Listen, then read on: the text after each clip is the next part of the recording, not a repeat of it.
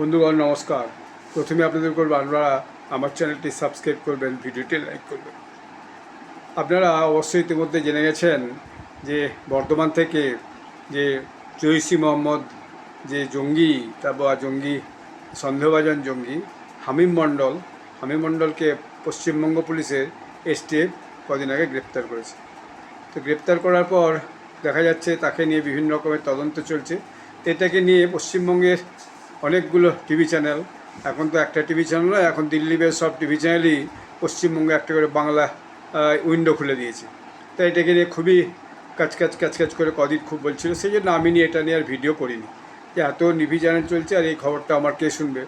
তো আজকে সেই খবরটা নিয়ে আগেই মুখ্যমন্ত্রী বলেছিলেন যে এই নিয়ে তাকে যখন সাংবাদিকরা একটা জায়গায় প্রশ্ন করেছিল যে এই নিয়ে আপনার কি বক্তব্য, তখন তিনি বলেছিলেন যে এটা নিয়ে আমি কিছু বলবো না, যেহেতু এসটিএফ পুলিশ এটাকে ইনভেস্টিগেশন করছে, তারা এর একটা প্রেস কনফারেন্স করে সব জানাবে। তো গতকাল তাদের প্রেস কনফারেন্স করা ছিল, হয়তো রাত পর্যন্ত করেছে কি না সেটা আমার আর দেখা হয়নি। তো আজকে যে রিপোর্টটা এসছে সেই রিপোর্টটা দেখলাম যে টাস্কফোর্সের যিনি আইজি গৌরব শর্মা, তিনি একটা গুরুত্বপূর্ণ তথ্য দিচ্ছেন, সেই জন্য আমি ভিডিও করতে বললাম। সেটা খুব মারাত্মক, কিন্তু সেটা হচ্ছে যে দিল্লিতে যে ছাত্র আন্দোলন হচ্ছিল যন্তর মন্তরে, এবং যেখানে শয়ে শয়ে হাজারায় বেশ কিছু 5-7 হাজার 10 হাজার ছেলে মেয়েরা হাজির ছিল, আরও অনেক হাজির ছিল, সেখানে তাদের একটা গোপনে একটা আক্রমণ করার একটা পরিকল্পনা ছিল বা বোম বিস্ফোট করার একটা পরিকল্পনা ছিল। তবে সেখানে ওই যে হামিম মণ্ডল উপস্থিত ছিল কিনা সেটা কিন্তু এখনও বোঝা যাচ্ছে না। এবং সেখানে তারা যেটা তথ্যটা বের করেছে তার কাছ থেকে বিভিন্ন ইনভেস্টিগেশন করে এবং জিজ্ঞাসাবাদ করে, তাতে বলছে যে এই যে জঙ্গি হামলাটা করার কথা ছিল যন্তর মন্তরে, তাতে নিশানায় ছিল কিন্তু পুলিশ অফিসার, বেশ কয়েকজন রাজনীতিবিদ, এবং যাদের মধ্যে পশ্চিমবঙ্গের মুখ্যমন্ত্রী যন্তর মন্তরে যাননি, তার যার কোনো প্রশ্নও নেই। বিজেপির কোনো মন্ত্রীও যাননি, গেছিলেন মূলত অরবিন্দ কেজরিওয়াল, মনীষ সিসোদিয়া, সঞ্জয় সিং, অতিশী মারলানা আম আদমি পার্টির, আর টিএমসির পক্ষে গেছিলেন আপনার মহুয়া মৈত্র, সিপিএমের পক্ষে গেছিলেন আপনার বৃন্দা করাত, এএমবেবি যারা যিনি কেন্দ্রীয় সম্পাদক না কেন্দ্রীয় সভাপতি। তো এর বাইরেও আরও কিছু নেতা নেত্রী গেছিলেন। যোগেন্দ্র যাদব যিনি অ্যাক্টিভিস্ট, তিনি তো গেছিলেন। সোনম ওয়াংচুক ওখানে ছিলেন, যিনি অ্যাক্টিভিস্ট, অনশন করছিলেন। তো সেখানে কোনো বিজেপি নেতামন্ত্রী কিন্তু কিছু ছিল না। মুখ্যমন্ত্রীর উপর আক্রমণে তাদের যে একটা লক্ষ্য ছিল সেটা আগেই পুলিশ বলেছে, এবং সেটা আগেই নিউজেও পেপারও লেখা হয়েছে, মুখ্যমন্ত্রীকে জৈশি মোহাম্মদ টার্গেট করার চেষ্টা হচ্ছিল, এবং তার হ্যান্ডলার হয়ে বা সন্দেহভাজন জঙ্গি হিসাবে এই হামিম মণ্ডল কাজ করছিল। আগে নাকি তার পিলখানাতে তারা থাকতো, সেখানে সরকারি জীবিকা, আমি যেটা শুনেছি নিউজে, সরকারি জীবিকা কারো জায়গায় নিজেরা বাড়ি করে কোনোভাবে ঝুবড়ি করে কীভাবে থাকতে যায় না, খুব সাধারণ পরিবার ছিল, কিন্তু তারা হঠাৎ করে ফিরে এসে বর্ধমানের একটা খুব পশ এলাকাতে একটা ঘর ভাড়া করেছিল। তাদের বাড়ি বর্ধমানেরই কোনো একটা জায়গা কাঁকসানা কোথায় যেন, সেদিন একটা নিউজে শুনছিলাম। তো সেটা আমি আর ডিটেলে গুরুত্ব দিইনি, যেহেতু এখানে প্রচুর নিউজ চ্যানেল কদিন যাবতে খুব হচ্ছে যে ভিডিও করছে। এখন দেখা যাচ্ছে কি যে এই পুলিশ যখন তথ্য সংগ্রহ করছে, তখন দেখেছি যে এই যে বিজেপির মন্ত্রী উমেশ রায়, তার ছেলেকে অপহরণ করে যে মুক্তিপণ আদায়ের ষড়যন্ত্রের একটা তদন্ত চলছিল, সেই চক্রটার হদিশ পায়। সেখান থেকে পুলিশ এই হামিম মণ্ডলের খবর পায়। এরপর দেখা গেল হামিম মণ্ডলের একজন প্রেমিকা আছে, সে প্রেমিকা চোরপিতা সরকার, সে আবার ঝাড়খণ্ডের সাহেবগঞ্জে থাকে। এই বীরভূম আর সাহেবগঞ্জ ঝাড়খণ্ডের একদম লাগালাগি, কারণ আমি গেছি রামপুরহাট হয়ে, যখন আমি পাকুড় গিয়েছি তখন ওই রাস্তা হয়ে গেছি। রামপুরহাটের পরেই দু একটা স্টেশন পরে পাকুড় স্টেশন পড়ছে, ওখানে আমি ট্রেনে করে গেছি, বিকেলের ট্রেনে, এবং রাতের ট্রেনে ফিরে এসেছি। একদম লাগালাগি সাহেবগঞ্জ এবং বীরভূম জেলা একটা অংশ, ওখানে একদম বর্ডারিং আছে। তো সেইখানে, এবং সাহেবগঞ্জে প্রচুর বাঙালিও থাকে, তো সেখানে সে থাকতো, এবং তার বাবার নাকি সাধারণ একটা মুদিখানা দোকান ছিল, এবং তার মা মারা গেছে বছর 4 আগে, এবং সে হচ্ছে যে ইংরেজি বিএ অনার্সের ছাত্রী ছিল। তার শিক্ষা কলেজটা ছিল বিএসকে কলেজ, এবং সেটা ঝাড়খণ্ডেই, মানে ওইখানেই আর কি, ওই আপনার সাহেবগঞ্জেই।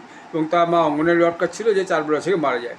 এখন এই যে হামিমের সঙ্গে তার পরিচয়টা তার ইন্টারনেটের মাধ্যমে হয়েছিল, এবং হামিম তাকে বিভিন্ন নির্দেশ দিত যে তাকে কী কী করতে হবে, এবং তাকে যে অ্যাসাইনমেন্টগুলো ছিল তার মধ্যে যেগুলো আছে যে হানি ট্র্যাপ করা, অর্থাৎ হানি ট্র্যাপ মানে যে মহিলারা কোনো পুরুষকে বন্ধুত্ব পাতিয়ে তাকে নিজে ফাঁসিয়ে দেবে, বা তাকে কোনো জায়গায় গোপন জায়গায় নিয়ে যাবে, তারপর তাকে অপহরণ করা হবে, এরকম হানি ট্র্যাপের মতো একটা আকর্ষণীয় ফাঁদ পাতা, আকর্ষণীয় ফাঁদ বলি আমরা বাংলাতে।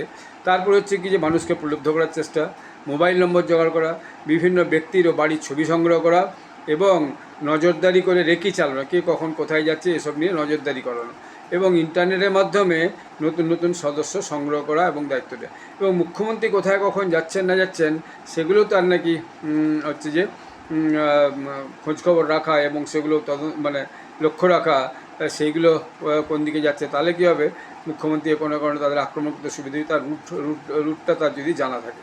তো এরকম একটা অবস্থায় এই যে নতুন খবরটা, এটা তো পুরাতন খবর, মানে এটা প্রথম দিনে তারপর দিনে পুলিশের বলেছে, কিন্তু নতুন খবরটা হচ্ছে যে এরা যে যন্ত্রমন্ত্রেও ওই যে ছাত্রদের যে আন্দোলন চলছিল, আরসোলা জনতা পার্টির আন্দোলন, যে যেখানে ওই নিটে কোশ্চেন ফেল হওয়ার জন্য যে শিক্ষামন্ত্রী ধর্মেন্দ্র প্রধানের পদত্যাগ দাবি করেছিল, সেইখানে যে এরা আক্রমণ করতো বা একটা বোম ব্লাস্ট করতো বা কিছু একটা করতো, এইরকম একটা যে এদের পরিকল্পনা ছিল, সেটা কিন্তু খুব মারাত্মক ব্যাপার। কারণ ওখানে এরকম কোনো বম ব্লাস্ট হলে বা সুইসাইড বোম্বার গেলে বা কোনো রকম আক্রমণ হলে সেটা হয়তো বন্দুক দিয়েও গুলি গালা আর র্যান্ডাম চালিয়ে দিলে পুলিশের নামে চলতো, কিন্তু দেখা যেত সেখানে বহু ছেলেপেলে মারা গেল, তাহলে সারা দেশে একটা আরও মস্ত বড় অশান্তি কিন্তু সৃষ্টি হতো। এইটা একটা কিন্তু খুব খুব মারাত্মক ঘটনা, এবং এটা আগামী দিনের জন্য কিন্তু পুলিশের কাছে, সরকারের কাছে খুব একটা মানে খুব কসেন একটা ব্যাপার, মানে খুব সতর্কতামূলক ব্যাপার। কারণ বিভিন্ন জায়গায় ছাত্রছাত্রীরা জমা হয়, বিভিন্ন জায়গায় মানুষ জমা হয়।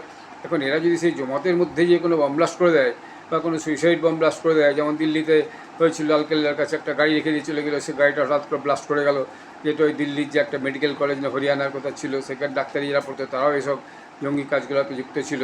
সে পরে নেটওয়ার্কটা ধরা পড়েছে, সে কলেজ বোধহয় বন্ধ হয়ে গেছে। সেরকম কিছু ঘটনা ঘটলে কিন্তু সেটা একটা দেশের জন্য ভয়ানক, মানে ক্ষতিকারক এবং ভয়ানক একটা উত্তেজনার সৃষ্টি হতো। তো এরকম একটা যে বদ উদ্দেশ্যদের মনে ছিল, সেইটা এখন দেখা যাচ্ছে যে এই যে সরকারের পক্ষ থেকে STF, স্পেশাল টাস্ক ফোর্স পুলিশের, সেটা তারা কিন্তু রিভিল করেছে। আমি একটা ইংলিশ নিউজে পড়লাম, সেই ইংলিশ নিউজে এটা দিয়েছে, এরকম একটা কিন্তু ওদের মনের মধ্যে পরিকল্পনা, যাক সেটা যে ঘটেনি কিছু, এটাই বাঁচা গেছে। এমনিতেই পুলিশের সঙ্গে ওই যে প্রতিবাদকারীদের যে লড়াই ঝগড়া বা ঠেলাঠেলি, ব্যারিকেড ভাঙা, সেই নিয়ে এখন কোর্ট কেস কাছারি, একে অক্ষর দোষারোপ, একে অক্ষর দোষারোপ, পুলিশের লোকে পরিবারের লোকে বেরিয়েছে, তারাও আবার ভিডিও জারি করেছে, করে এদের দোষারোপ করেছে। সেই নিয়ে একটা মহারকম কাণ্ড চলছে। যারা ওখানে গালিগালাজ করেছিল তারা পরে পরে সব ক্ষমা চাইছে। সরকারের পক্ষ থেকে বিভিন্ন রকম অ্যাকশন হচ্ছে। যে মূল নেতা ছিল দীপকে, তার বাড়িতে এখন সে কোথার থেকে এত টাকা পেত, তার নিয়ে একটা ইনভেস্টিগেশন চলছে।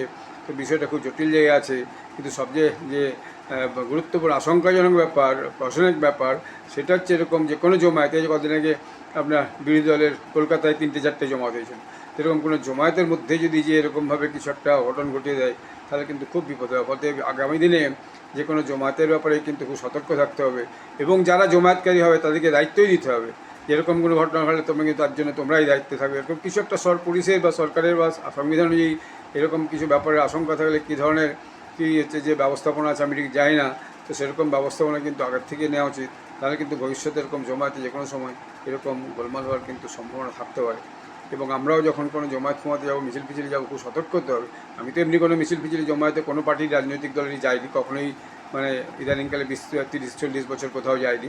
ছাত্র অবস্থায় কোথাও কোথাও কিছু কিছু আমি কর্মজীবনে যখন থেকে এসেছি, তখন থেকে আমি আজ থেকে প্রায় 40 বছর হলো আমি কোথাও এই মিটিং মিছিল হ্যানত্যান এসবের সঙ্গে যুক্ত থাকি না, নিজের কাজ নিয়েই ব্যস্ত থাকি।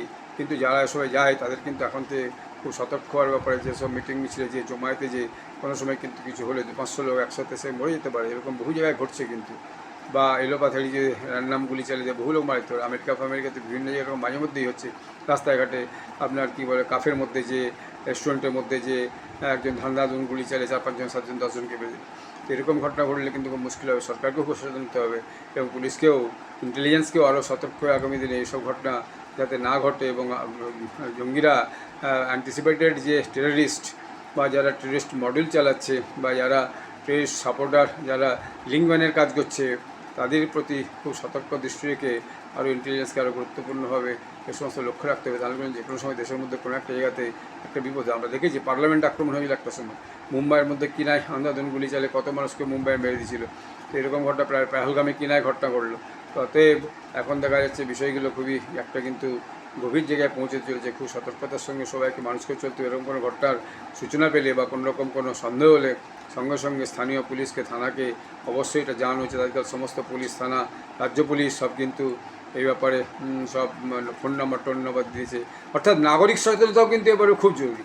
আমরা নাগরিকরা যদি সচেতন না হই, রাস্তায় ঘাটে যদি কোথাও ব্যাগ পড়ে থাকে দেখি, বা কোনো রকম মানুষ সন্দেহজনকভাবে ঘোরাঘুরি করছে দেখি, সেটা যদি আমরা সঙ্গে সঙ্গে পুলিশকে খবর দিয়ে সেটা তদন্তের আওতায় না নিয়ে আসতে পারি, তাহলে কিন্তু যে কোনো সময় বিপদ ঘটতে পারে। তাই আমার মনে হয়েছে নাগরিকদেরও আমাদের এই ব্যাপারে খুব সচেতন থাকা উচিত এবং সমস্ত দিক চোখ কান খুলে রাখা উচিত, এবং যে কোনো প্রয়োজনে সন্দেহ কিছু ব্যাপার হলেই সঙ্গে সঙ্গে স্থানীয় পুলিশকে, থানাকে কিন্তু জানানো উচিত। আপনারা সবাই ভালো থাকবেন। জয় হিন্দ, বন্দে মাতরম।